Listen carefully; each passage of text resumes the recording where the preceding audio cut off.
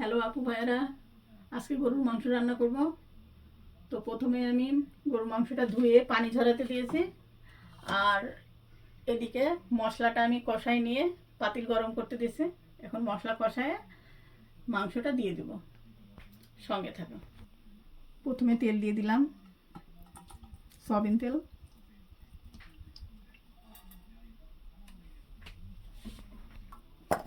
পেঁয়াজ দিয়ে দিলাম,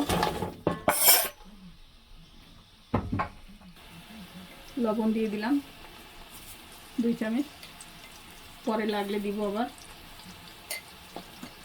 পেঁয়াজটা একটু ব্রাউন হোক, তারপর মশলা দিব একে একে।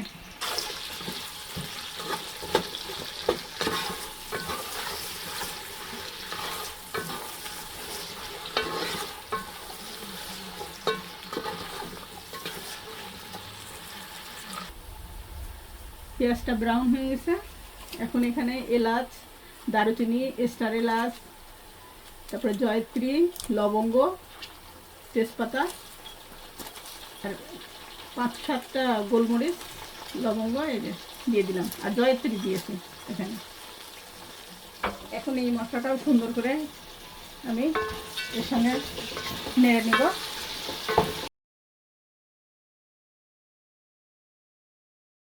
এখন আদা রসুন পেস্ট দিয়ে দিলাম,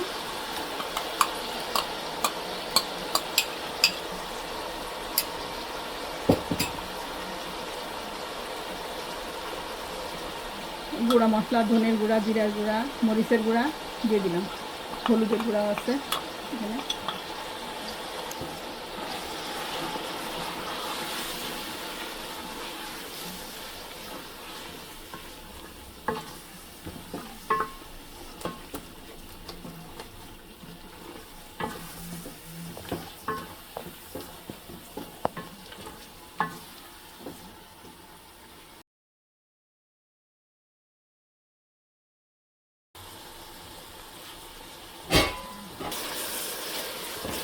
মশলাটা এখন তেল ছেড়ে দিচ্ছে, আর একটু কষাই নিয়ে আমি মাংসটা দিয়ে দিলাম।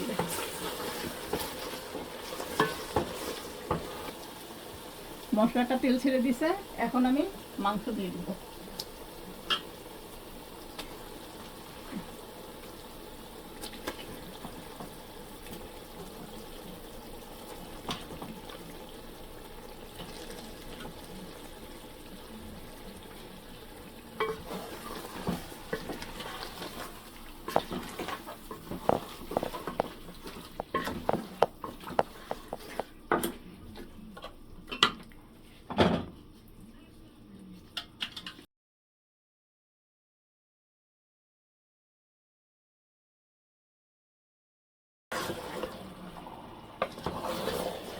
এখন মশলার সঙ্গে মাংসটা সুন্দর করে নাড়া দিতে হবে।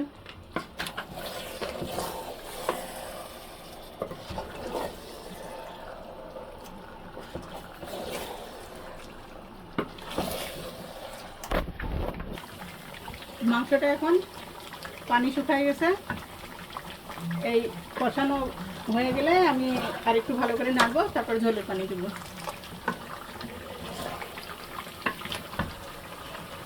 মাংসটা কষানো হয়ে গেছে, এখন আমি গরম পানি করে রেখেছিলাম ওটা এখন দিয়ে দেবো। একদম কষানো, তেল ছেড়ে দিছে, পানি দিয়ে দিব। মাংস কষানো হয়ে গেছে, বেশি পানি দেওয়া যাবে না। কষানোর সময় বেশ অনেকটা হয়ে গেছে, এখন এইটুকু পানিতে আমার মাংস হয়ে যাবে।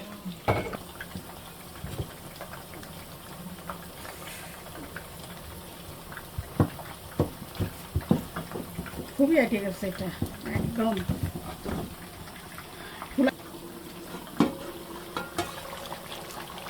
মাংসটা হয়ে গেছে।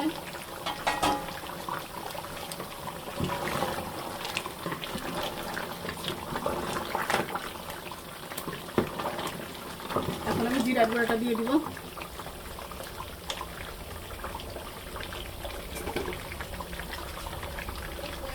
ভাজা জিরার গুঁড়া,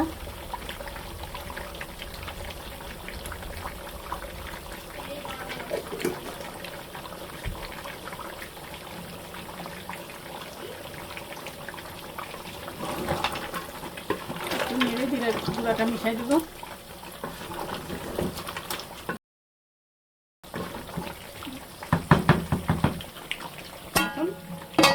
আমি ঢেকে রাখবো, তাহলে ফ্লেভারটা থাকবে।